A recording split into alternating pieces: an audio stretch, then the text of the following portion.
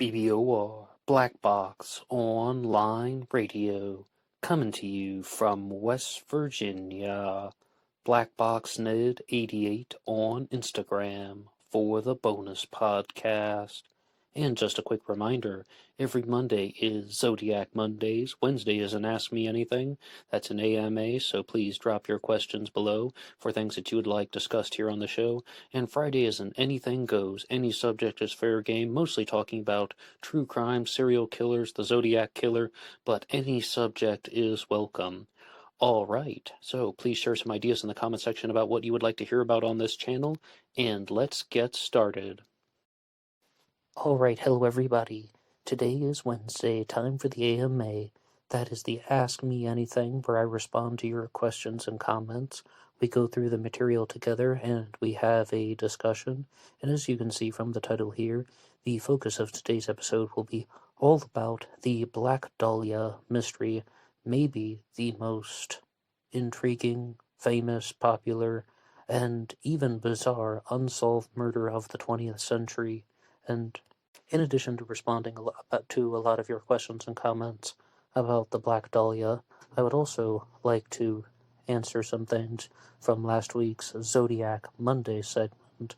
And it's also going to heavily tie into the Zodiac Killer because George Hill Hodel is a suspect in both mysteries.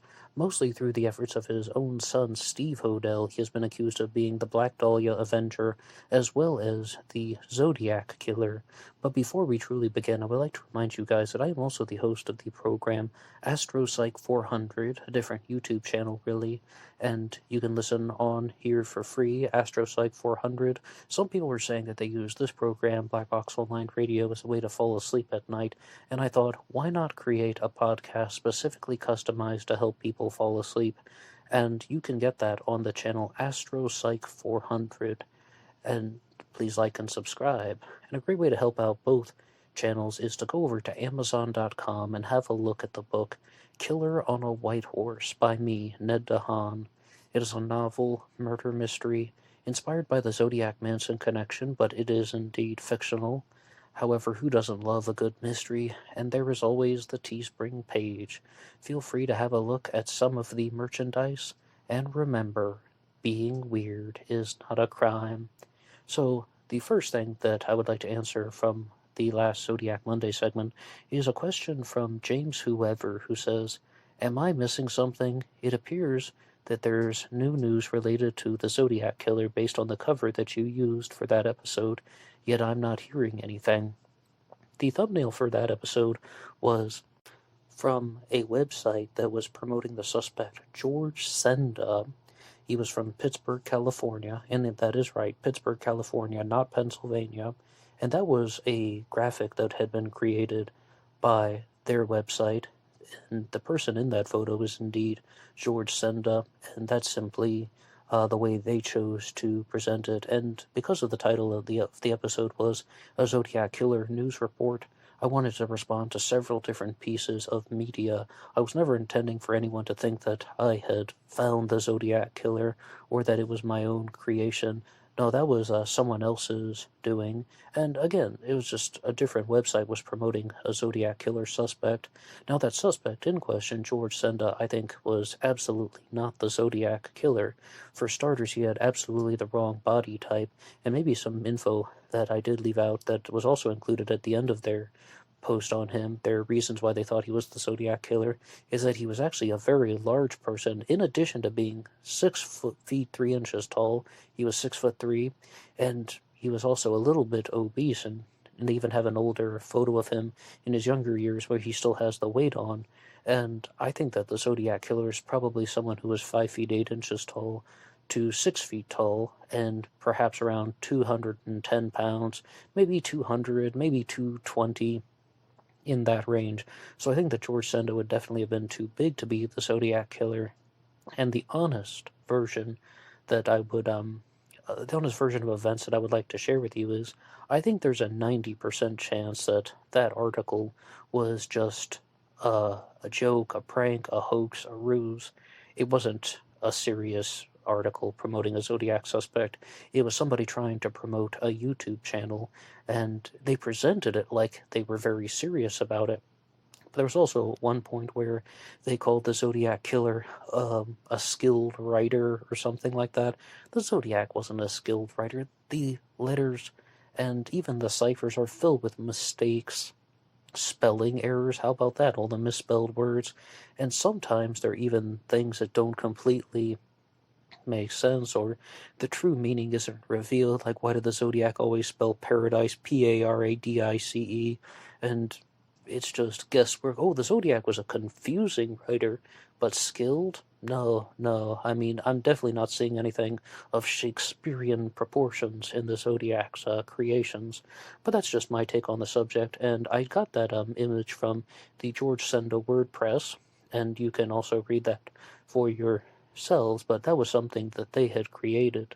And our next comment comes to us from Classic Chevy Cat, who says, Ned, I was laughing so hard when you said the Casebreaker folks wouldn't respond to you. Ha! They probably heard your podcast when you were lit up about Gary Post and it scared them shitless. They were saying, I ain't talking to that guy, no way, LMAO, God love you, Ned, you freaking rock. Hey, Classic Chevy Cat, thank you so much for that.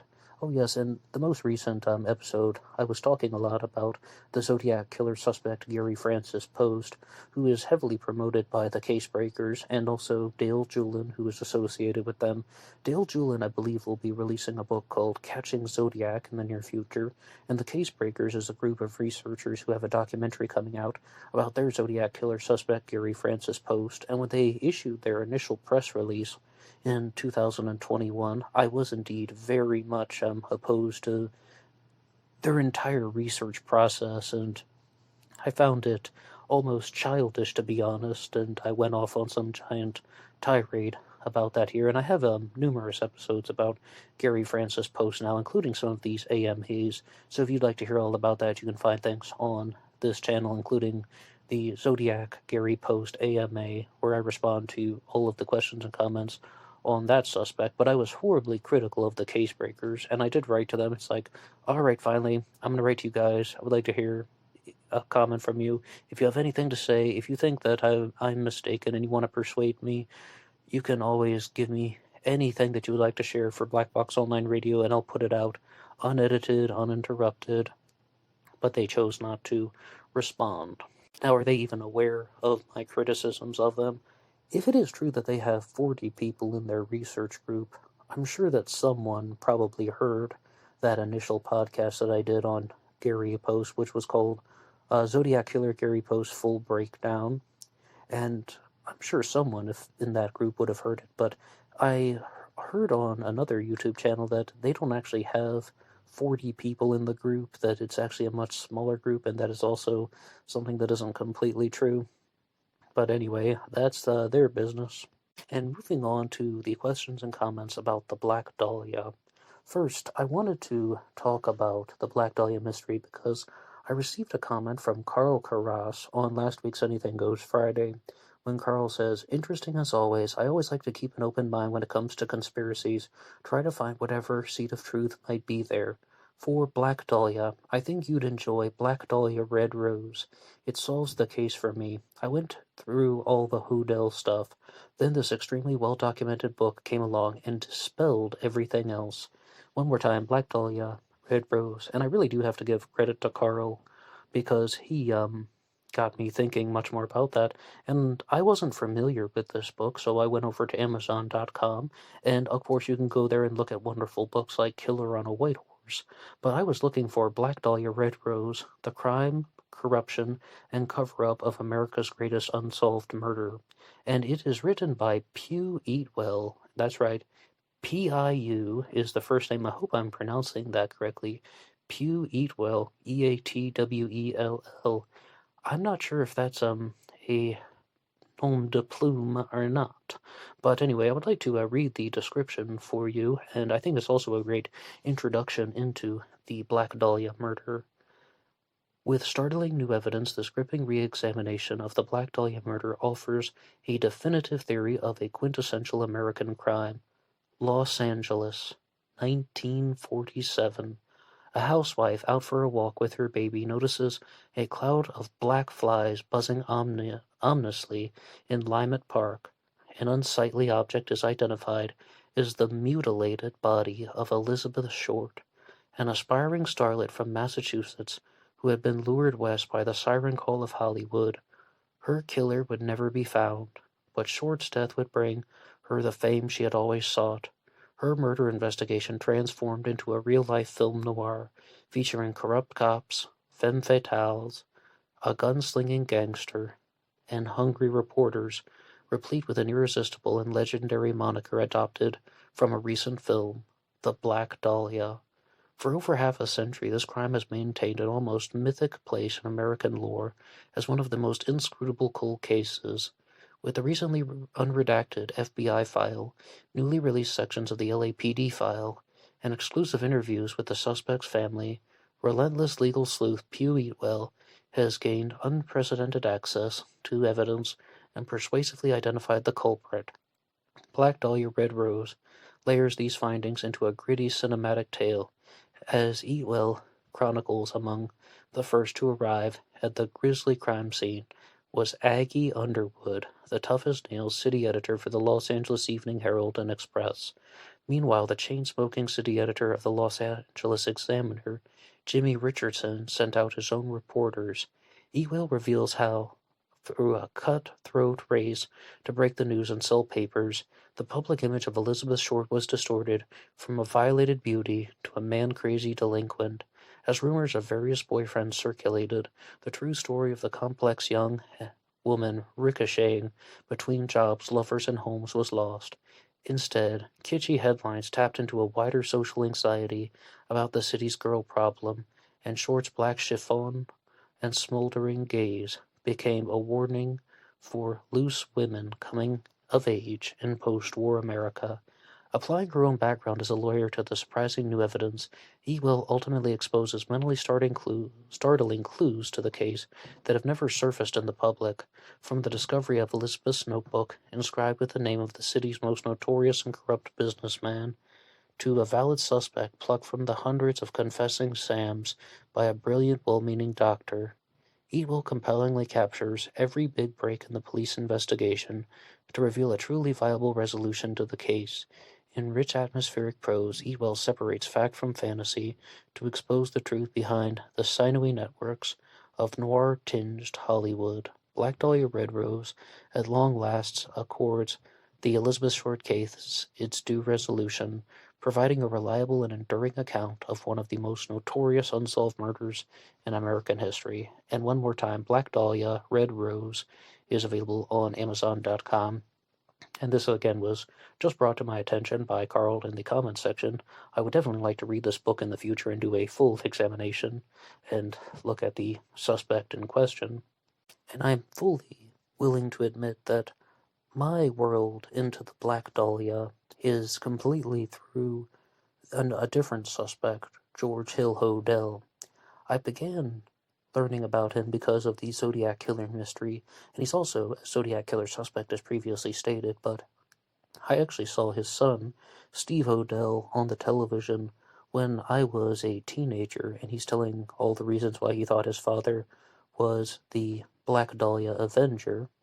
And I'm always open to correction if I misstate anything, but as I understand it, it's possible that the Black Dahlia was murdered and that her body was mutilated, as previously read, because someone was trying to create a piece of surrealist art, a sinister form of surrealist art, blending in the states of being and such. And it would have been triggered by a particular artist named Man Ray, in the George Hill Hodel theory that Hodel was a doctor. He was someone who had surgical training but didn't operate as a surgeon regularly, and in fact he was in charge of the venereal disease unit in California, particularly for Los Angeles. And George Hill Hodel had a very high IQ. He had worked in other occupations as well, but he became the venereal disease expert for Hollywood and for the stars, and he developed lots of connections to very rich and powerful people. And one person that he was very fascinated with was the artist Man Ray, and Steve Hodel even identifies a particular photograph that was done by Man Ray called The Minotaur, which features a woman putting her hands up, and the woman's breasts actually are supposed to represent the Minotaur's eyes, and her arms and the hair represent the Minotaur's horns from mythology. So he wanted to do something more than just being the venereal disease expert to famous people, people who are more famous and more accomplished than him. And George Hill Hodel wanted to actually just do something to differentiate himself from this very mediocre and mundane status, and that was committing the murder of Elizabeth Short, as well as mutilating her body. But also, what Steve Hodel really zones in on is it's not simply that she was mutilated. He uses some very particular language. Like, it's one of the only times that I hear the word bisected referring to a human being is in the Black Dahlia case. And if you ever watch any of his presentations, I'm sure you'll hear something about how Elizabeth Short was bisected between the second and third lumbar vertebrae, and her organs were intact. It was done with surgical precision, not just somebody who was cutting her up to try and act out rage or to do something in some type of very heinous way. It was also done with a certain sense of calculation, as well as someone who was doing this in a cold and methodical way. Now, those were a lot of his observations, and I do have to thank Steve Hodel for writing into the channel once. And I would like to read off a comment that Steve Hodel sent in on an episode about George Hill Hodel and the connections to the Zodiac killer mystery, but Steve Hodel's book on the Zodiac connection is Most Evil Part 2, and I'll just read his whole post. One really needs to read the books to understand all the evidence and linkage. Just a few points here. George Hill Hodel was a columnist for the San Francisco Chronicle in the 1930s. There are 3 composite drawings in existence, 2 of which are very close to George Hill Hodel's physical appearance. That's talking about the Zodiac mystery. San Francisco officer Falk stopped and talked to the Zodiac and said he was closer to 45. George Hill Hodel was 61 years old, but could easily pass for a man in his 40s. In the previous 25 murders linked to George Hill Hodel, only in 2 did he use surgery. The Black Dahlia murder and the Degnan murder. That was the one that took place earlier. In 5 of them, he brought pre-cut rope with him to tie up the victims, including the Black Dahlia, who was bound hand and foot, and showed clear ligature marks. Much more. To get the full picture, one actually has to read the investigation. One final point, since you mentioned the street signs, I do have to provide some info about that. Steve Hodel believes that there actually was a signature involved with the Black Dahlia murder, that Elizabeth Short's body was placed in the vicinity of a particular street sign, as well as another murder. The Degnan murder was also placed in the vicinity of a different street sign, and they both had some very similar names. Or, I'll just read that point here. One final point, since you mentioned the street signs. Yes, Degnan was posed off of Hollywood, and the Black Dahlia was posed off of Degnan. Degnan meaning that was written on a street sign. Posed the L.A. red lipstick murder, Jean French, which was committed days after the Elizabeth Short Black Dahlia murder, was buried in Oakland and posed off of a street named Mountain View, which is the same name as the cemetery in Oakland. And then in 1967, the Manila victim, Lucilla Lou, was posed off of a street sign named Zodiac. That started me thinking to look at the San Francisco Bay Area crimes, so much more than just 2 signs.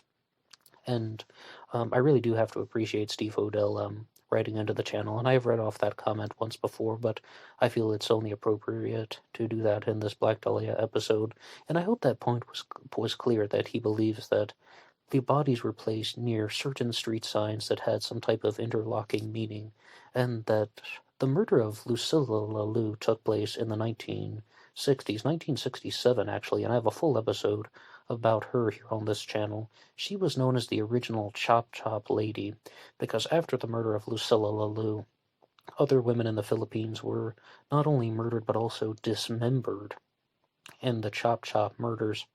They don't believe that they were committed by the same perpetrator, but instead they were these dismembering crimes that happened all throughout the later part of the 20th century in the Philippines, and Lucilla Alu is often thought of to be the first, maybe just the first that was widely known, but I mean, she's often called the original Chop Chop Lady. And when I did the episode on that one, I found out that she was actually found possibly 500 meters from the street that said Zodiac, but still, I mean, that depends on what your definition of nearby is, because I still think that that is somewhat of a near distance, let alone that the Zodiac killer is going to resurface, or that the Zodiac would take place in 68 and 69.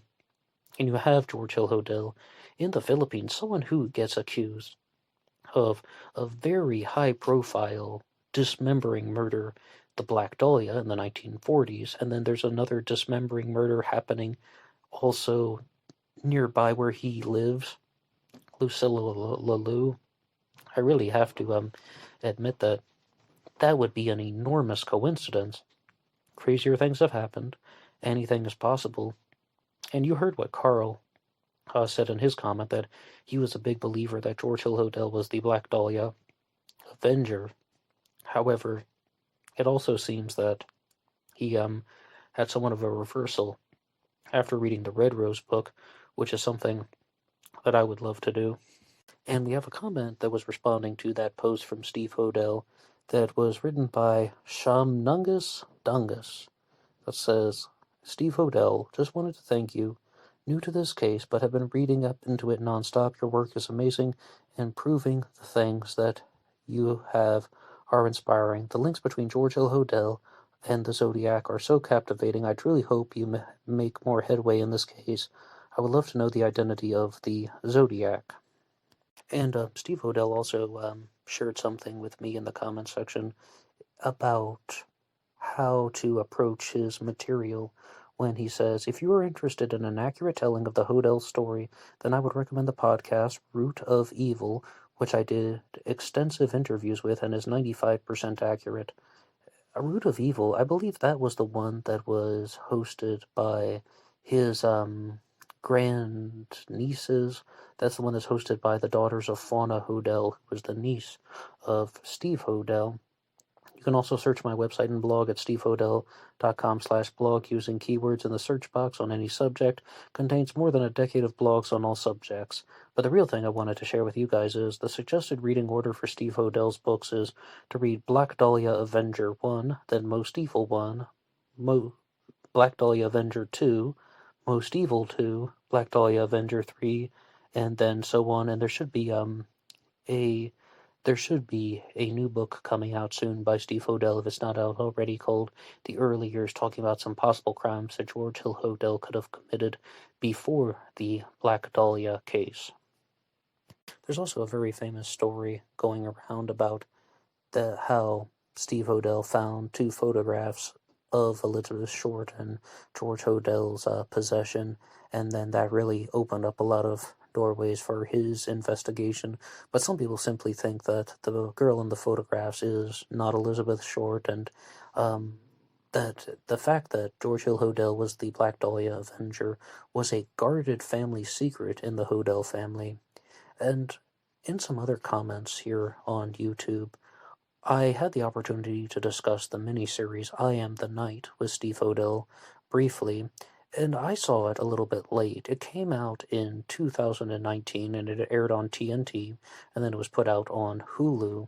And I Am the Night was a fictionalized retelling of the life of Fauna Hodel, who was the granddaughter of George Hill Hodel, this Black Dahlia Avenger suspect that we've been discussing. And in I Am the Night, Fauna Hodel is played by India Isley, and there's a fictional reporter named Jay Singletary that is assisting her in her investigations, trying to track down her family members, trying to get answers, and they encounter a lot of dark secrets, and They just exploring the Hodel mystery, the Black Dahlia Avenger, the fascinations with surrealist art, and what Hollywood does behind closed doors, all of the corruption, and so to speak, and the concept of how maybe people are having these weird sex parties to lure other people into them, and then they can blackmail people, and then they have dirt on you, so then no one can rat out George Hill Hodel because he literally knows where all the bodies are buried. I absolutely loved the miniseries I Am the Night. I thought not only was it entertaining, it also really challenged some states of being and such because the characters don't look like ordinary people. It was weird watching it because they look like they're just straight out of the makeup chair. You can tell very clearly that they're wearing studio done makeup and they have like intense amounts of hairspray. And then at first I thought that was really bad, but then I began to think, okay, wait, that's what they're trying to show you. They're trying to recreate surrealist art. They're trying to blend states of being. And I said, there's this fictional reporter, Jay Singletary, played by Chris Pine, and you don't quite know what his role is with Fauna Hodel because she's just a teenager at a time, still supposed to be a kid. And is he acting like a big brother? Is he acting like a father? Is he acting like a love interest? And they really did a very fair and honest job of keeping an element of mystery involved with those types of emotions. But Steve Hodel did respond to that, saying, I haven't seen or watched the miniseries I Am the Night, as it is 95% fiction and has nothing to do with the real investigation. My niece Fauna Hodel never met my father in real life and was never at our Snowden Franklin house until years after his death. And one point, though, that just to clear up an internet rumor that doesn't need any clearing up is Fauna Hodel is also not the daughter of George Hodel, as DNA eliminated her as being related to the father, or eliminated her as being the daughter of George Hodel. And yes, that's something that was an internet rumor for a while, that the Black Dahlia Avenger suspect, George Hodel, was the father of his own granddaughter, Fauna Hodel, that he had an inappropriate relationship with Fauna's mother, Tamar. Tamar Hodel was her mother, and you can see a retelling of this in I Am the Night, but it's fictionalized. No, I heard Steve Hodel actually say on the Dr. Phil program that uh, a more likely father for Fauna Hodel was an Italian American that Tamar had known at least 2 years after disassociating with George Hodel. And because George Hodel is also a Zodiac killer suspect, I would like to go to one of my episodes that I have done on him. And there is a comment from No Excuses that I would like to read, where that says, I believe the unsolved Z13 Zodiac killer cipher reads DROHELEGERODG, and that should be unscrambled to reveal Dr. George Hodel.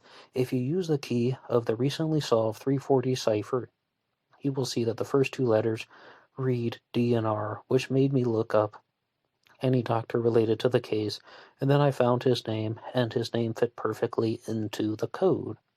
And it is true that the Z13 has not yet been solved, so I would just like to ask you guys about that in the comment section down below. Do you believe that Dr. George Hodel is a plausible solution to the Z13 cipher?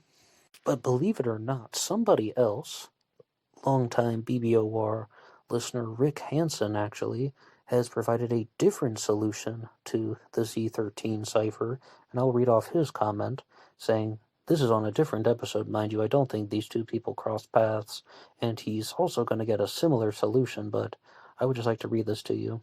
This is where I apply the Z13 by aligning from left to right and taking the center 5. I got GEOR GEHIL LHODEL Gore Lee Hold LE.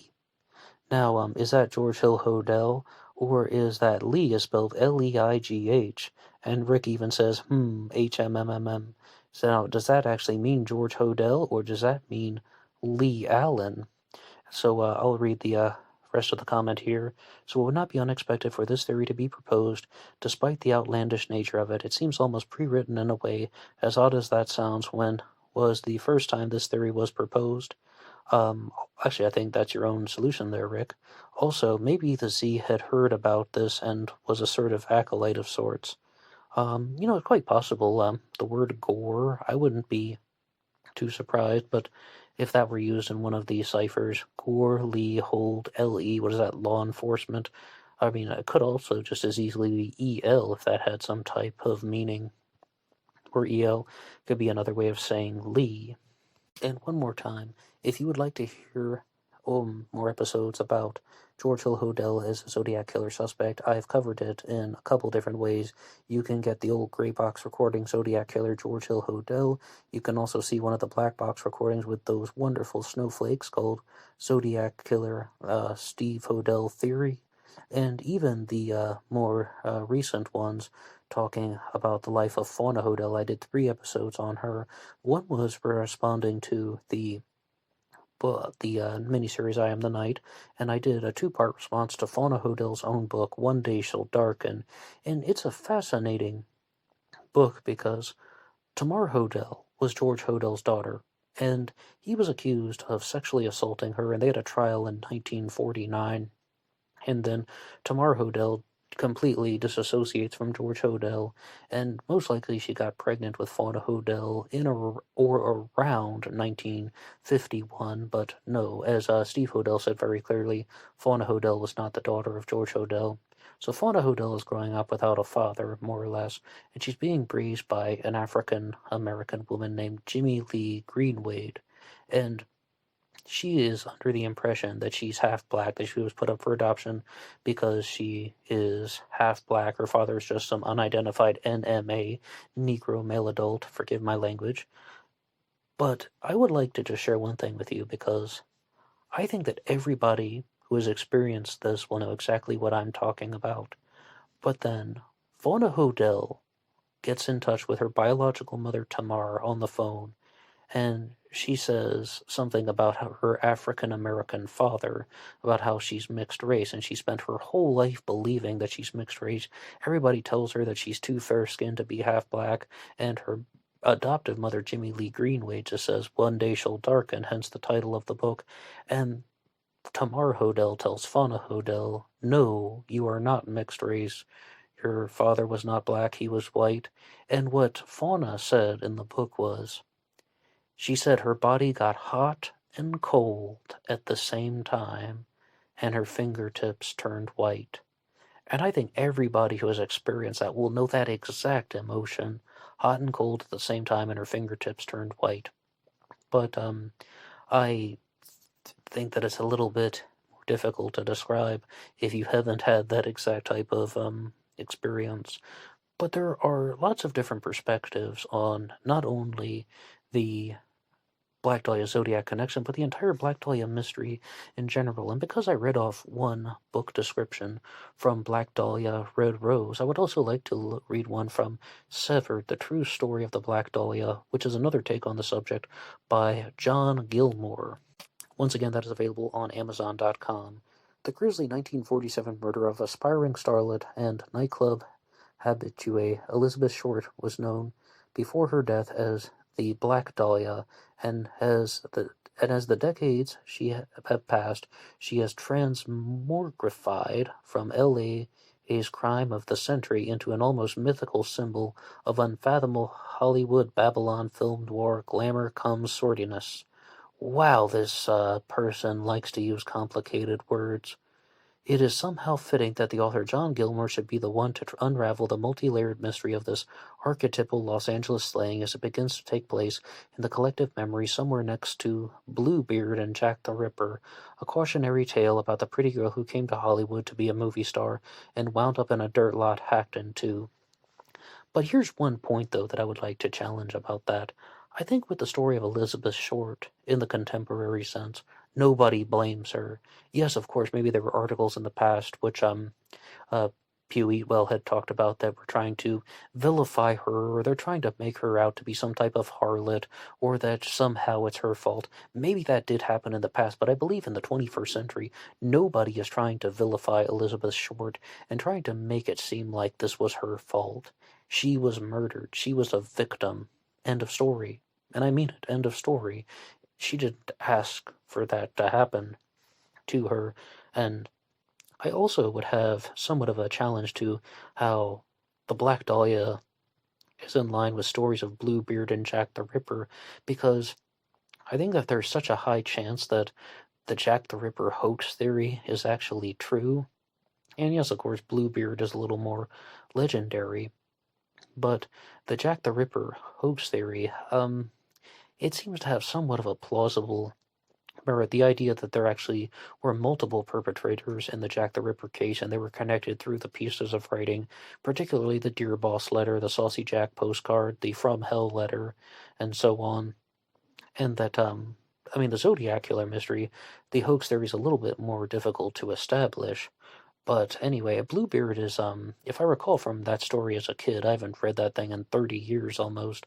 It's like Bluebeard has a set of keys, and he tells his wife that he was married many times, and one wife died from smallpox, one wife died from another medical condition, and he gives her the set of keys, and he says, whatever you do, don't go into the last room in the hall. And then she ends up going into the last room in the hall anyway, and the key that she used to enter the door turns red, and it never washes out. It turns red for good.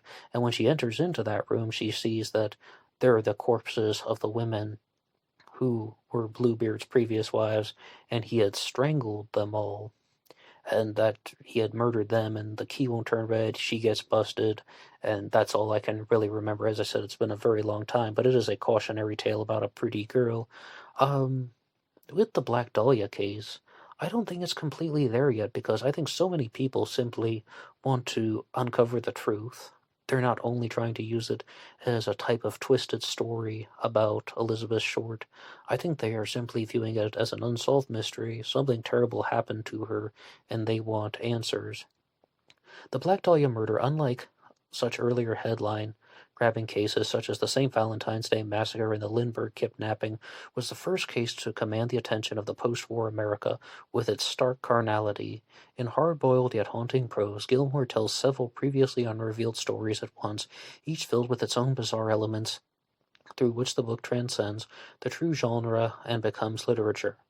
One is the tale of Elizabeth Short, a small-town beauty queen with big hopes, who seemed to float through her tragically futile life as an alluring yet doom-laden enigma, severed also unfolded, and the tangled story inside the police investigation, and the remorseless Hearst-Stoke press hoopla that paralleled it, must be referring to William Randolph Hearst.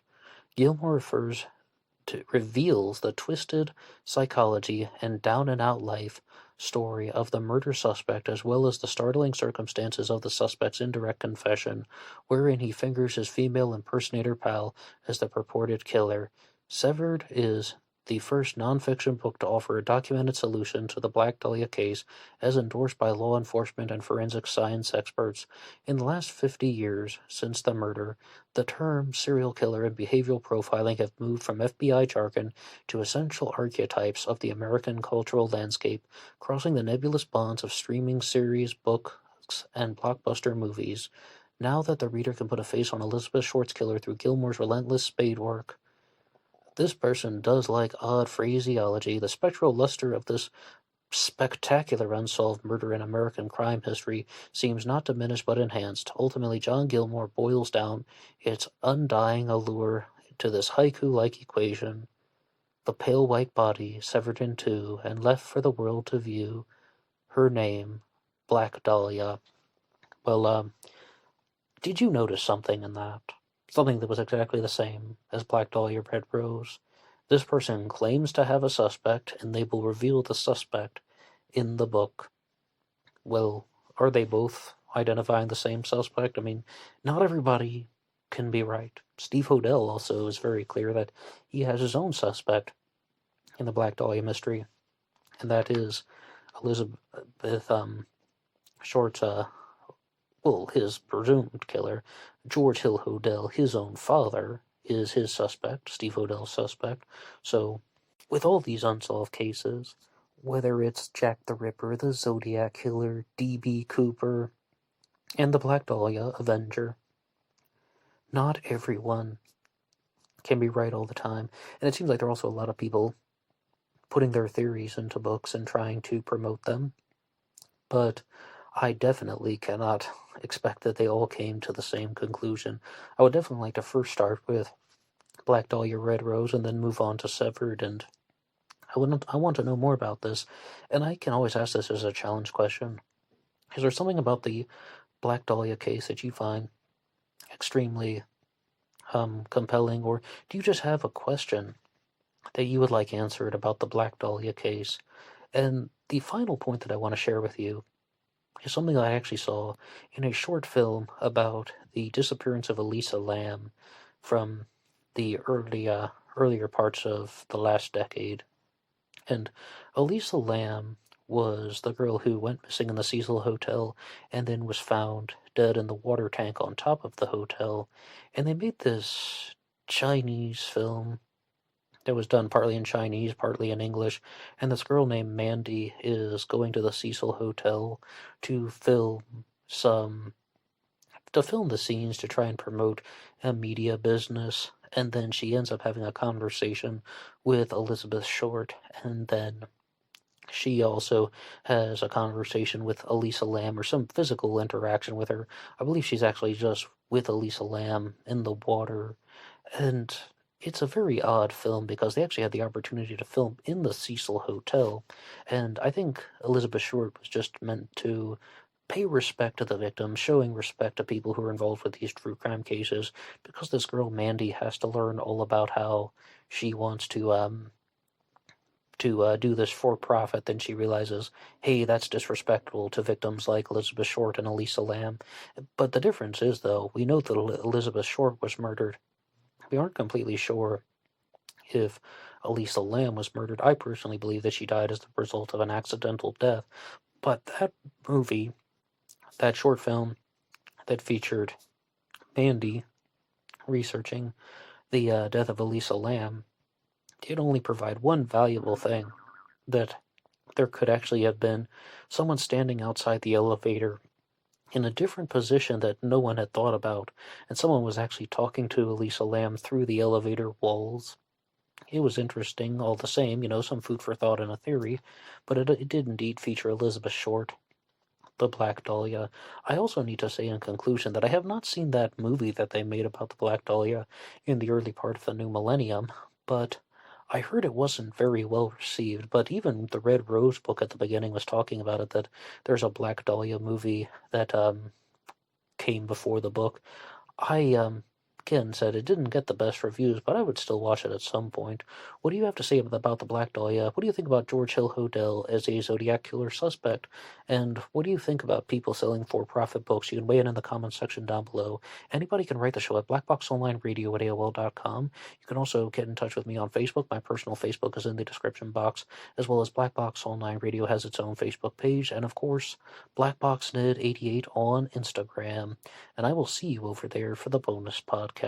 Until next time.